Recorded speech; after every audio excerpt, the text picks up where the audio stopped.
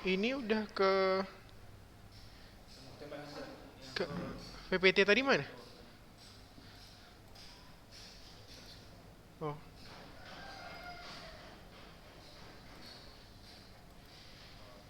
yang di sininya di recordnya udah masuk itu, udah otomatis aja kan? Oke, oke. Oke, ini tinggal start record aja ya? Oh, udah, oke.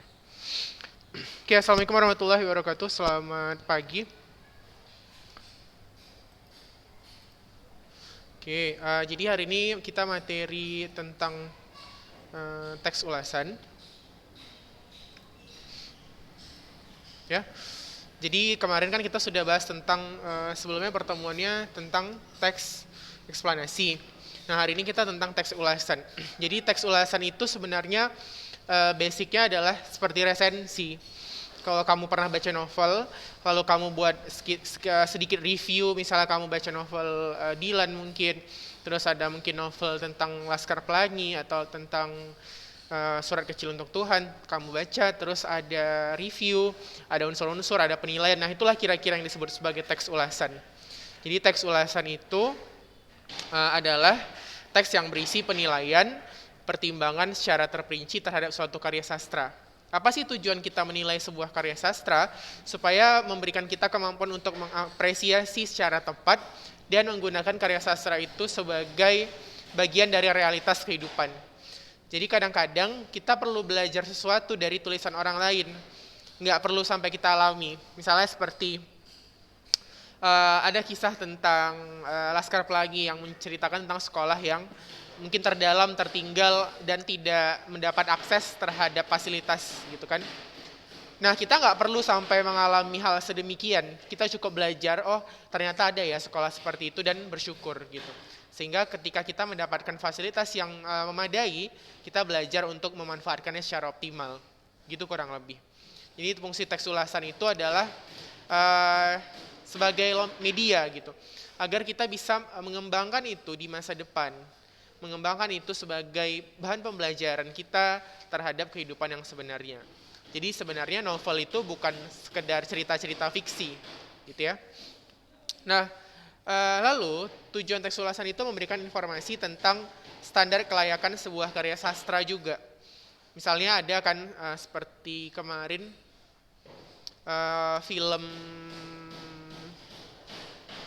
apa ya yang kemarin yang diperankan oleh anak Ustadz Yusuf Mansur yang kemarin batal tayang gara-gara ada kontradiksi masalah agama di situ gitu. Jadi ada teks-teks gitu atau novel-novel tertentu yang memang secara konteks itu kurang tepat gitu. Mungkin dia mau menyampaikan sesuatu yang bagus, misalnya toleransi kepada agama lain, tapi bukan berarti kita langsung ngasih ucapan selamat sama mereka, misalnya seperti ucapan selamat Natal, Imlek, terus tahun baru, atau misalnya ucapan ke apa ya satu lagi Valentine gitu-gitu, itu nggak boleh gitu. Jadi boleh sih bertoleransi tapi ada batasannya gitu, ada batasan akidah yang harus kita pegang. Nah, itulah kurang lebih tujuan dari teks ulasan. Jadi kita mengulas berdasarkan acuan tertentu atau menilai karena ada beberapa karya sastra ini yang memang sih sesuai dengan realitas tapi tidak sesuai dengan norma-norma tertentu gitu. Nah, itulah fungsi dari teks ulasan.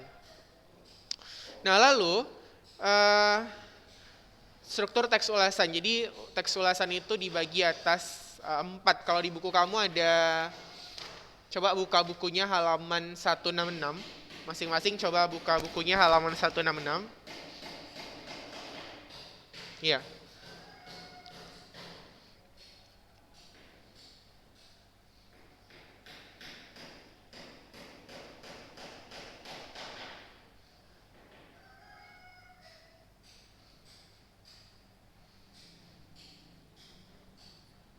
Iya, struktur teks ulasan. Nah, kan kalau dari yang di buku ada sedikit tambahan. Jadi sebenarnya identitas dengan orientasi itu satu paket sih. Dia tentang identitas itu kan tentang ini, buku itu tebalnya berapa, tahun terbit, siapa pengarang, terus cetakan keberapa. Mungkin kalau dia buku terjemahan terjemahannya oleh siapa gitu kan. Nah, terus orientasi itu sekedar gambaran umum atau latar belakang. Maksudnya gini, buku itu pernah jadi bestseller nggak? Terus jadi buku yang pernah dipertimbangkan nggak dalam masalah pendidikan mungkin, agama atau apa. Misalnya seperti novel Harry Potter adalah novel termahal yang menjadi bestseller karena terjual sebesar 1 juta eksemplar pada hari pertama launching. Nah gitu, jadi itu orientasi gitu. Prestasi-prestasi yang diraih lewat buku itu namanya orientasi. Lalu masuk ke sinopsis, ya, sinopsis atau tafsiran, ya, bisa dilihat di halaman 166. Di situ ada sinopsis, kalau di sini namanya tafsiran. Sinopsis itu adalah sekitaran kayak ringkasan gitu, seperti ringkasan yang dipakai untuk menjelaskan isi atau novel yang kita ulas. Lalu ada nanti analisis. Jadi analisis itu masalah tokoh-tokoh. Jadi misalnya kamu udah hafalan Sholat Lisa adalah sebuah novel yang menceritakan tentang anak Aceh yang mengalami tragedi pasca tsunami Aceh tahun 2000 berapa tuh 2003 ya kalau nggak salah atau 2004. Nah terus novel itu mengajarkan kita untuk bagaimana ikhlas agar tidak mengharapkan apa-apa ketika kita beribadah maupun berbuat baik pada orang lain. Nah, novel ini gitu kan memiliki tokoh-tokoh utama seperti Delisa sebagai tokoh anak Aceh, kakaknya gitu. Nah, jadi penjelasan-penjelasan tadi itulah yang disebut sebagai analisis. Jadi masalah tokoh, terus unsur intrinsik, unsur ekstrinsik itu tergolong ke dalam analisis. Misalnya unsur ekstrinsiknya dibangun di kondisi sosial masyarakat Aceh pasca tsunami gitu kan. Nah, itu termasuk analisis. Jadi setelah kita buat ringkasan, kita analisis dulu unsur-unsurnya, baru kita evaluasi. Nah, kalau di buku kamu evaluasi itu berupa paparan tentang kelebihan dan kekurangan. Jadi ada sih kan seperti novel apa ya, Ayat Cinta misalnya. Itu kan novelnya kekurangannya di sini kayak tokoh Fahri itu seperti tidak mungkin ada di lapangan, tidak mungkin ada di dunia nyata karena tokohnya itu terlalu perfect gitu dalam segala hal. Dari fisik mungkin, dari agama, terus dari sifat gitu kan. Nah itu yang tidak realitas gitu. Padahal sebenarnya sastra itu nggak boleh terlalu sesempurna itu. Sastra itu harus autentik menggambarkan bagaimana kehidupan yang sebenarnya gitu. Jadi itu salah satu bentuk penilaian. Kalau kamu lihat misalnya novel bernuansa Indonesia, bernuansa agama, tapi ternyata di dalamnya ada konteks-konteks yang justru melarang agama, misalnya pacaran. Nah itu berarti dia bisa kita evaluasi gitu. Tujuannya apa? Supaya ke depan penulis atau pembuat-pembuat konten yang serupa mempertimbangkan relevan nggak dengan norma-norma yang ada gitu. Itu fungsi dari teks ulasan. Jadi setelah kita tahu gambarannya, kita buat analisisnya, lalu baru kita masukkan penilaian atau evaluasinya gitu. Itu kurang lebih seperti itu. Nah itu seperti itu ya. Sampai di situ untuk struktur ada pertanyaan nggak? Dari halaman 166 maupun yang dari PowerPoint.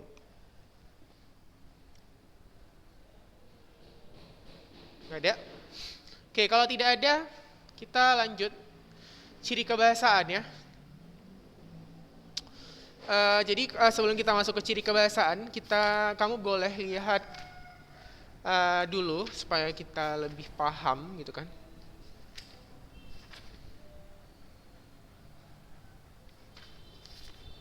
Halaman 156 buku kamu.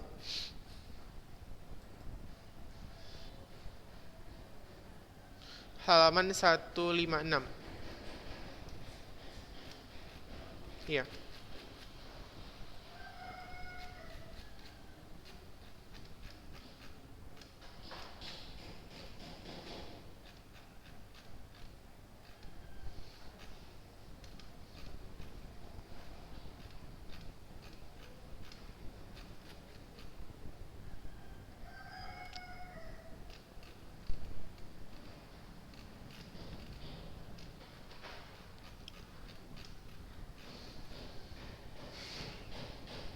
Atau kita buat 154 dulu, contoh ulasan yang ada struktur ininya, struktur identitasnya. 154. Nah ini. Nah ini kan ada di sini bentuk struktur ciri ulasan. Jadi ulasan itu pertama harus menyertakan identitas dulu. Identitas judul buku, terus pengarang, penerbit, tahun terbit, tebal halaman. Karena memang itu penting supaya jadi rujukan mana tahu orang mau beli, mana tahu orang mau buat satu ulasan baru gitu kan. Jadi tahu dari situ bisa dicari sumbernya. Nah di sini contoh Ateis merupakan salah satu novel terbaik yang memperoleh hadiah tahunan pemerintah RI 1969, R.J. Maguire. Menerjemahkan novel ini ke bahasa Inggris tahun 1972. Sementara itu, S. Juman Jaya mengangkatnya ke layar perak tahun 1974 dengan judul yang sama. Novel ini menceritakan perjalanan hidup tokoh Hasan. Dari kecil ia dididik menjadi anak soleh, ia begitu taat beribadah, begitu juga dengan orang tuanya. Adalah pemeluk Islam yang fanatik. Orang tua Hasan menyekolahkannya di Mulu. Di sekolah itu, ia bertemu dengan seorang gadis cantik yang bernama Rukmini. Hubungan keduanya semakin akrab, mereka saling jatuh cinta. Rupanya kisah cinta mereka tidak bisa berlangsung lama. Oleh orang tuanya, Rukmini disuruh kembali ke Jakarta. Ia akan dipinang oleh saudagar kaya. Ia menuruti nasihat orang tuanya dengan menerima pinangan saudagar kaya tersebut, meski pernikahan itu tidak disertai dengan rasa cinta. Jadi, kalau dulu kan biasa tuh pernikahan paksa. Terus kejadian itu membuat hati Hasan hancur. Ia menjadi frustasi untuk menghilangkan bayangan Rukmini dari hidupnya. Ia mengikuti aliran tarekat, seperti yang telah lama dianut oleh orang tuanya. Ia semakin taat beribadah, akan tetapi kehidupannya berubah ketika ia bertemu teman lamanya, yaitu Rusli. Teman itu datang bersama seorang wanita cantik bernama Kartini. Ia adalah perempuan modern dan pergaulan bebas. Ia juga seorang janda. Ternyata sejak perjumpaan itu Hasan menaruh hati pada Kartini. Alasannya Kartini memiliki karakter yang hampir sama dengan Rukmini. Semenjak Hasan mencintai Kartini, dia pun juga bergaul dengan teman-teman Kartini. Hasan mencoba menyadarkan Kartini dan Rusli dengan memberikan ceramah-ceramahnya. Akan tetapi karena Rusli pandai berbicara, kemudian dialah yang berbalik mempengaruhi Hasan. Tanpa disadari, pemikiran-pemikiran Rusli melekat di kepala Hasan. Mulanya Hasan tidak terpengaruh, namun keyakinannya mulai goyah ketika dia dikenal dengan seorang yang tidak percaya Tuhan, yaitu Anwar. Pengetahuan Anwar tentang ketuhanan begitu luas. Sejak itulah pemahaman Hasan tentang agama mulai berubah. Ia mulai meragukan keberadaan Tuhan. Hasan semakin tersesat dari agama, pergaulannya semakin bebas. Ia kemudian menikahi Kartini. Pernikahan mereka didasarkan atas rasa suka dan suka. Pernikahan mereka ternyata tidak bahagia. Kehidupan rumah tangga mereka berantakan, pergaulan Kartini semakin bebas. Selama-kelamaan Hasan cemburu karena hubungan Kartini dengan Anwar semakin dekat. Hasan menganggap Kartini telah selingkuh. Kejadian itu telah menyadarkan kembali Hasan tentang agama. Ia menyesal dan merasa berdosa atas apa yang telah diperbuat. Pergaulan bebasnya dengan teman-teman yang tidak percaya Tuhan membuatnya tersesat dan ragu dengan keberadaan Tuhan. Hasan memutuskan bercerita dengan Kartini dan ia pun pulang kampung. Bercerai ya, dan ia pun pulang kampung. Ia ingin meminta maaf kepada ayahnya. Sampai di kampung ia menjumpai ayahnya sedang sakit keras. Ternyata ayahnya tidak mau memaafkan si Hasan. Bahkan sampai maut menjemputnya, ayah tetap berada pada pendiriannya. Hasan merasa bahwa semua itu terjadi karena perbuatan Anwar. Ia menaruh dendam pada Anwar dan berniat membunuhnya. Pada suatu malam, ia melaksanakan rencana itu. Kemudian ia mencari Anwar. Karena pada waktu itu situasi tidak sedang aman, diberlakukanlah jam malam. Naas menimpa si Hasan, belum sempat melaksanakan niatnya, ia malah tertembak. Akan tapi sebelum meninggal, ia masih sempat mengingat Allah dengan berkali-kali menyebut asmanya. Novel ini banyak memberikan pembelajaran kepada pembacanya. Jadi kita harus pandai bergaul dengan orang lain. Nah, di situ evaluasinya ya. Jadi tadi kan udah dijelaskan analisis, sekarang evaluasinya. Jadi novel ini banyak memberikan pembelajaran, kita harus pandai bergaul dengan orang lain. Jangan sampai salah pergaulan hingga pada akhirnya kita malah tersesat. Bahkan sampai mengingkari ajaran agama. kita harus senantiasa berpegang teguh pada agama dan selalu meyakini keberadaan Tuhan. Nah, itu evaluasi. Terus ada kan rangkuman atau penutup. Nilai moral keduanya adalah hendaknya kita mau memaafkan kesalahan orang lain yang sudah bertobat. Jangan seperti tokoh Ayah Hasan yang tidak mau memaafkan kesalahan anaknya bahkan sampai ajal menjemputnya. Jadi sebenarnya ya orang buat salah itu sebenarnya manusiawi sih. Walaupun memang kita harus hati-hati dalam pergaulan. Tapi juga bukan berarti ketika kita menemukan orang yang bersalah, kita langsung menjudge dia habis-habisan sampai dia sepertinya orang berdosa yang nggak boleh dikasih pengampunan gitu. Ya tetap aja Allah kan Maha Pemaaf gitu. Jadi pesan di sini ya kalau kita menemukan orang yang memang dia mau berubah, ya nggak ada salahnya dimaafkan gitu kan. Lalu manusia adalah tempat salah dan lupa. Jadi setiap manusia itu pasti punya kesalahan. Tetapi suatu saat kita akan kembali ke jalan yang benar. Jika Tuhan Maha Pengampun, Pengasih, Penyayang, mengapa manusia tidak bisa, apalagi demi memaafkan anaknya sendiri? Bahasa novel ini lugas dan mudah dipahami. Sayangnya, novel ini sudah sangat langka sehingga sulit diperoleh. Oke.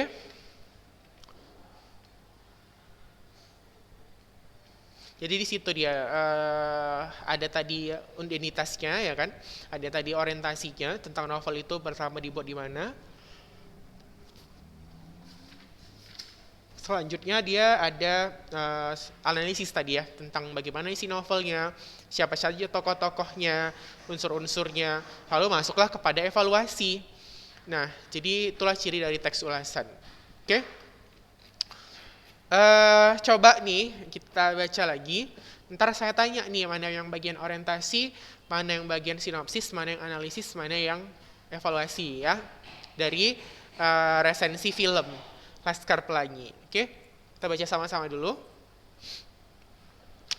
Nah, film Laskar Pelangi adalah sebuah adaptasi dari novel Andrea Hirata. Dengan judul yang sama, film ini berlokasi di Belitung, Sumatera. Film ini diawali dengan tokoh Ikal dewasa atau Lukman Sardi yang kembali ke tanah airnya setelah merantau. Dia lalu flashback ke masa kecilnya dulu sewaktu masih SD, Muhammadiyah yang sederhana dengan guru bersahaja, Bu Muslimah dan Pak Harfan. 5 tahun berlalu dan film bercerita tentang anggota Laskar Pelangi kelima duduk di kelas 5 melalui sudut pandang Ikal kecil. Selain Ikal ada juga tokoh Lintang yang amat jenius dan mahar, yang menunjukkan bakat seni luar biasa. Tokoh-tokoh lainnya adalah Akyong, Harun, Sahara, dan Kucai. Keputusan penting sutradara Riri Riza dan produser Mira Lesmana yang memilih anak-anak asli Belitung sebagai pemain ternyata tepat. Mereka bisa menyelami karakter masing-masing walaupun tidak punya pengalaman akting sebelumnya. Memang, Riri dan Mira terkenal akan kemampuannya mengorbitkan bakat-bakat baru seperti yang terjadi pada Rachel dan Maryam. Zulfani dan Ferdian menunjukkan penampilan yang luar biasa sebagai orang baru dalam dunia akting tanpa pengalaman. Kepolosan mereka terasa sangat natural, berbeda dengan bintang-bintang cilik lain yang sering mondar-mandir di layar televisi kita. Anda pasti tanpa sadar tersenyum saat menyaksikan kisah cinta Ikal dengan seorang gadis Tionghoa yang ditemui di pasar menunjukkan betapa naturalnya penampilan dia. Inti dari film ini secara emosional sebenarnya Lintang, penonton langsung jatuh cinta sejak kemunculan pertama Ikal di layar. Sebagai anak termiskin dari sebuah komunitas miskin, gayanya yang terengah-engah menggenjot sepeda yang terlalu besar adalah sebuah scan yang tak terlupakan. Sementara itu, aktor veteran Ikra Negara memberikan penampilan memukau sebagai Pak Harfan. Dia sukses membawakan karakter guru senior bersemangat, baik hati, sanggup mengambil hati anak-anak asuhnya. Skenarionya agak berbeda dibanding dengan cerita novel dengan penambahan beberapa karakter guru yang tidak dituliskan oleh Andrea. Sebuah hal yang wajar tentu saja. Memang film ini lawas keluaran 2008, akan tetapi tidak ada ruginya menonton Laskar Pelangi. Berkali-kali karena film ini memang beda dan berani melawan arus utama sinema Indonesia ya. Kalau dari teks ini gitu ya, dari teks ini kira-kira eh, atau kita lihat sebentar ya video Laskar Pelangi coba, biar agak sedikit mengingatkan kalian. Mudah-mudahan bisa. Saya coba dulu tapi.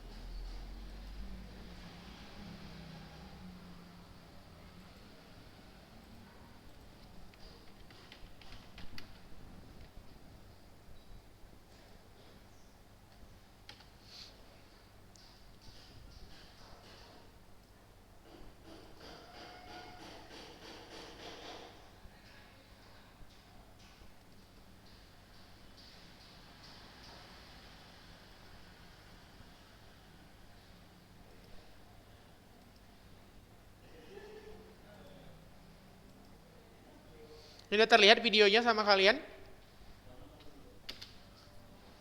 Ini udah, udah pernah lihat? Ya nggak apa-apa, kita lihat lagi ya.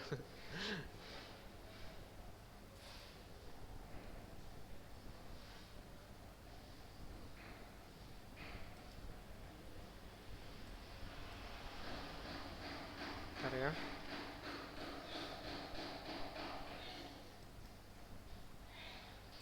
Iya, sekedar trailer supaya ini aja. Ntar ya saya besarkan dulu suara.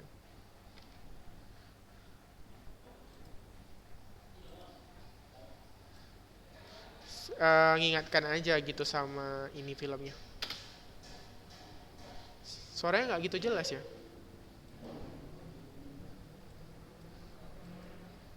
Suaranya terdengar kan tapi sedikit pun. Oh iya.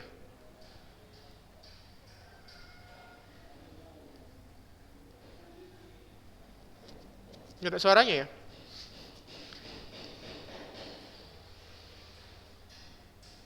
Tapi nggak apa lah, nanti biar. Jadi kan yang ceritanya tentang ini keadaan mereka tuh sekolahnya tuh harus seperti ini kan, dari film yang pernah mungkin kita tonton sama-sama. Jadi di sini sekolahnya tuh udah mau tutup ceritanya, tapi ini Bu Muslimahnya ini bilang, walaupun anak-anak itu cuma 10, mereka itu titipan Allah yang harus kita jaga katanya. Gimana kalian mempertahankan sekolah ini katanya, udah mau runtuh.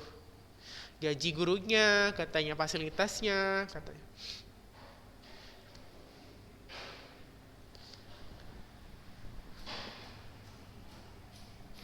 Nah nggak bisa, saya juga nggak tahu kenapa nggak ngeload suaranya. Tapi di sini ada.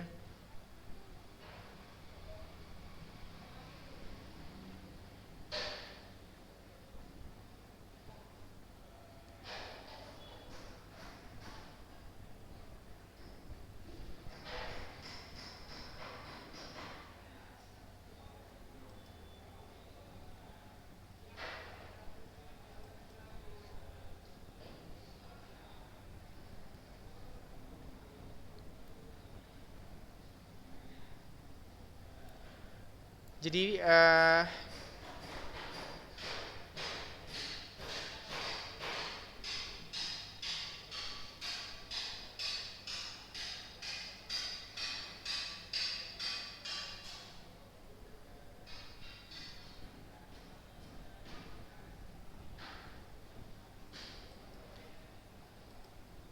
oke, kurang lebih seperti itu. Jadi ceritanya itu ya tentang gimana sih kalau di Nusa Tenggara ya. Di Nusa Tenggara itu mereka memang sekolahnya itu di kotak-kotak akan kayak ada kastanya gitu. Kalau orang petani, pekerja kasar tuh sekolahnya jelek. Nanti kalau anak-anak pemerintahan itu sekolahnya agak bagus gitu. Jadi beda lah gitu perlakuannya.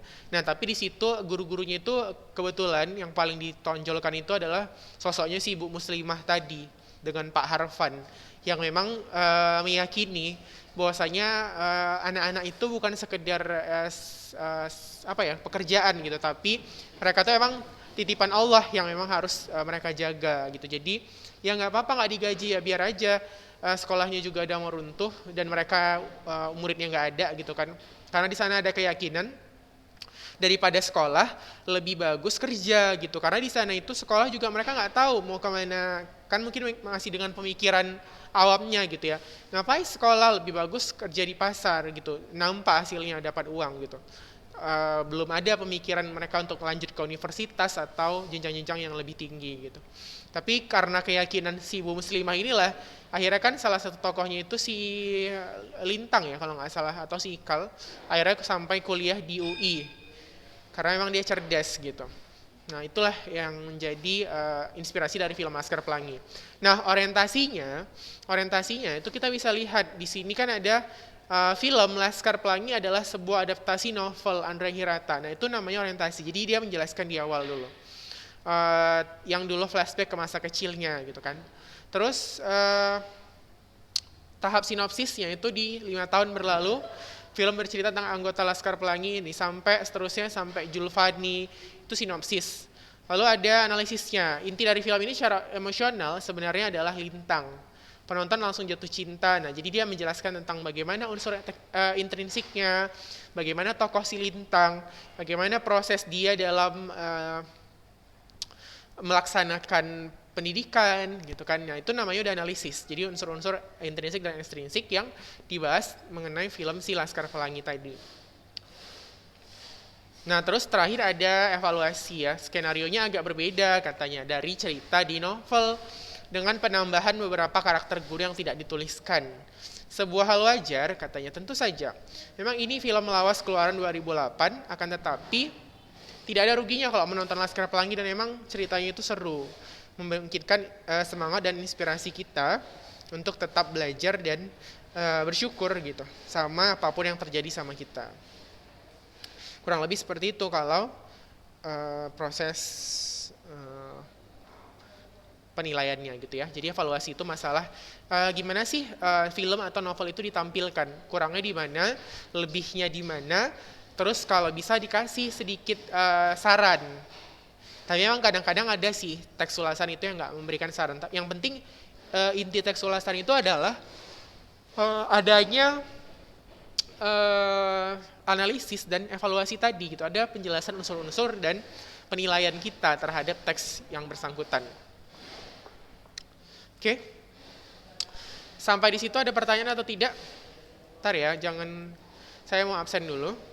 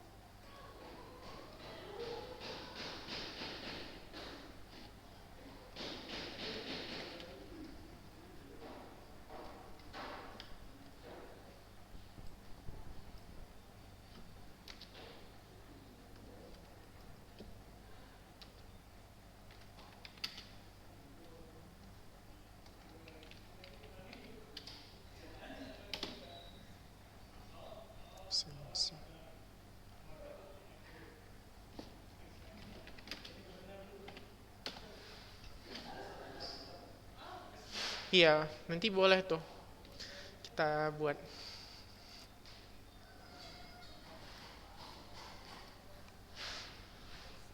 nggak boleh sih, memang bener, nggak apa-apa, bagus tuh idenya. Nanti satu saat kita buat ulasan dari anime, nggak masalah, ulasan itu nggak mesti buku sih, kadang-kadang film juga boleh.